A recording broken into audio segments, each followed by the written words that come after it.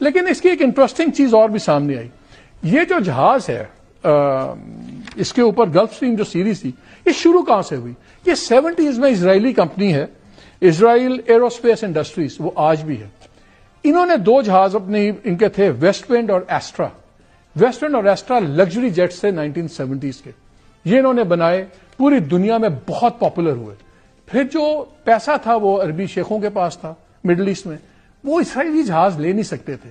پھر بڑی عقل مندی کی کام ہوئی، کمپنی دوسری کمپنی کوآپریٹ ہوتی ہے امریکہ میں اور وہ پھر بکتی ہے، اس کو جنرل الیکٹرک والے لے لیتے ہیں، یہ اس کی ہولی سبسڈی بن جاتی. لیکن آج بھی جو اسرائیلی ایئر اسپیس انڈسٹریز ہے یہ اس کی کنسٹرکشن کے اندر مین پارٹنر ہے.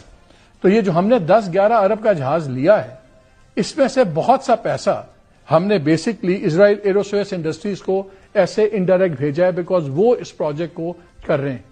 اور یہ اسرائیل کا پروجیکٹ شروع ہوا گلف اسٹریم کا بعد میں، اور اس کے وہ کہیں کہ جی which was later branded and serviced under the Gulfstream name, G100 G200 G280، یہ سارے اسرائیلی کمپنی کے شروع ہوئے تھے. اب اس کی ری پیکیجنگ وغیرہ ہو گئی ہوئی ہے.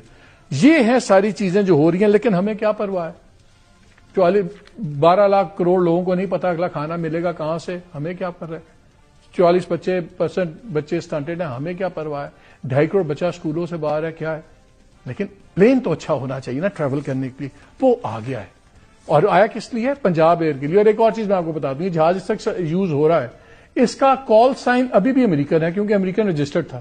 اس کا ایک شاید کال سائن انہوں نے بنایا ہوا ہے پنجاب 2، مجھے بتایا گیا شاید پنجاب 2 ہے اس کا کال سائن. ابھی وہ اسی کال سائن پہ چل رہا ہے، اور ایویشن کے رولز کے تحت اگر کوئی فورن کال سائن ہے تو اس کی پیمنٹ آپ ڈالرز میں کرتے ہیں. تو اس وقت پنجاب حکومت ڈالرز میں بھی کر رہی ہے، اور جسٹیفیکیشن سمجھ نہیں آ رہی. پاکستان کے میکسیمم جو ایئرپورٹس کا ڈسٹینس ہے وہ 1000 کلومیٹر کا ہے. 1000 کلومیٹر کے لیے یہ جیٹ لینا ڈزنٹ میک سینس. بٹ شوق کی بات ہے.